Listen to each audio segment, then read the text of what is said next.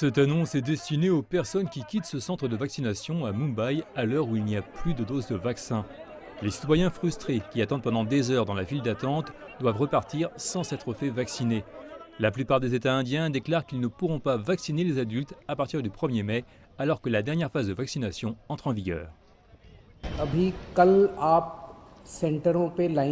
Ne faites pas la queue devant les centres de vaccination demain. Nous ne voulons pas que l'ordre public soit perturbé. Nous ne voulons pas de surpeuplement qui n'entraînera aucune distanciation sociale. Veuillez ne rien faire de tout cela d'ici 1 ou 2 jours. Dès que nous recevrons les doses du vaccin, nous ferons une annonce appropriée. Plus de 10 millions de nouveaux signataires âgés de 18 à 44 ans ne sont pas susceptibles de recevoir les vaccins à partir du 1er mai. Où réside le problème? Il y a un resserrement de l'offre. Ce n'est pas qu'il s'agisse de distribution. L'une des choses que le centre aurait dû faire est de donner plus de licences à plus de fabricants pour qu'ils puissent multiplier la capacité.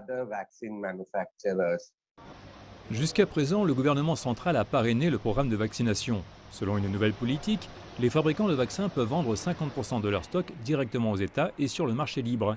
Les experts disent que cela pourrait être contre-productif. Le laisser sur le marché conduira à la thésaurisation, à l'escalade des prix.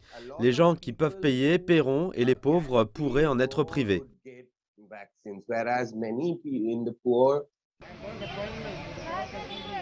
Les experts disent qu'il s'agit d'une formule inique, opposant les États aux États. Ils préconisent un programme de vaccination échelonné. Le mieux serait de le décaler et commencer dès que possible, car personne ne savait que nous allions vivre une pandémie comme celle-ci. Et maintenant, tout le monde veut se faire vacciner. Dans le nouveau schéma, le vaccin coûtera environ 8 $ par dose.